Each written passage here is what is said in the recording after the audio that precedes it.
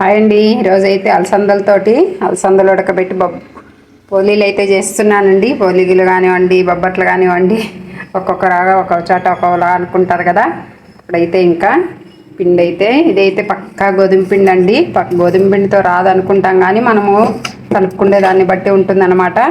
ఇంకా మైదా అంటే హెల్త్ రీత్యా బాగోదన్నట్టు నేనైతే గోధుమ పిండి వేసాను. మామూలుగా అయితే మైదా వేసుకుంటానండి. మైదాలో ఒక స్పూన్ అంతా రవ్వ వేసి కలుపుకున్నా చాలా బాగా వస్తుంది. ఇక్కడైతే కాల్చాలి. నేనైతే 2 చేశాను చూడండి, చాలా బాగా వస్తాయండి. గోధుమ పిండితో కూడా నేనైతే కొంచెం టేస్ట్ చేశాను అన్నమాట. చూడండి ఇంత సాఫ్ట్గా వస్తాయి.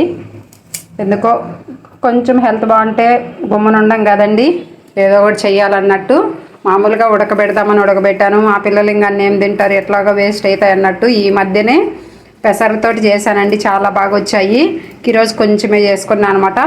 1/2 కిలో బెల్లము, 1/2 కిలో అలసందలు చాలా బాగా వస్తున్నాయి. చేసేటప్పుడు మళ్ళీ చూపుతా చూడండి. రసం పెట్టానండి. రసము రైస్ పెట్టిన తర్వాత ముందైతే పూర్ణం అంతా రెడీ చేసుకొని పక్కన పెట్టి పిండి దడిపేసుకొని ఇంకా రసం అయితే పెట్టానండి. అలసందలు నీళ్ళు వేస్ట్ కాకుండా చాలా బాగా వచ్చిందనమాట. ఇదిగోండి ఇక్కడైతే రసం అయిపోయింది. రైస్ కూడా పెట్టేశానండి. అబ్బో కాలిపోతుంది అనమాట.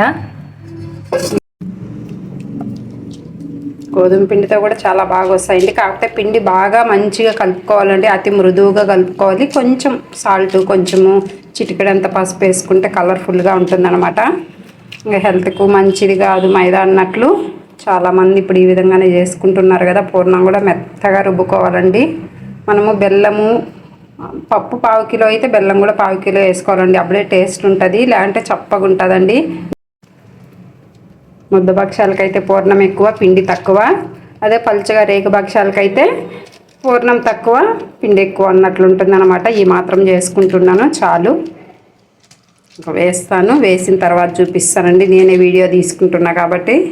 వేస్తున్నా మనకు పిండి ఈ విధంగా వచ్చినట్టు కనిపిస్తుంది అని కాలిన తర్వాత ఫుల్ కవర్ అవుతుందండి. కాలిపోయిందండి. భక్షాలు ఎప్పుడు కూడా ఒకదాని మీద ఒకటి వేసుకోకూడదండి, ఎందుకంటే వేడి మీద పిండి అనేది అతక్కుపోతుంది అనమాట. ఈ విధంగా ఇట్లా పెట్టుకోవాలి ఎప్పుడు కూడా. మాకైతే భక్షాలు అనేది రెడీ అయిపోయినాయండి. ఇదిగోండి మాకు పోలీలు అనేవి చేస్తే ఖచ్చితంగా పాలు అనేది దంచుకోవాలండి. మా ఆయనకైతే పోలీలు అంటే ఖచ్చితంగా పాలు ఉండాలన్నమాట. పోలీల పిండి పప్పు ఉడకబెట్టేటప్పుడే పాలు కూడా పెట్టేస్తాను. ఈ విధంగా ఉంటుంది. మా పిల్లలు అయితే టౌన్కి వెళ్ళారు. వచ్చిన తర్వాత మళ్ళీ వేడిగేద్దాంలే అన్నట్టు ఇప్పుడు స్టవ్ కూడా కట్టేశాను. ఓకే, ఉంటానండి.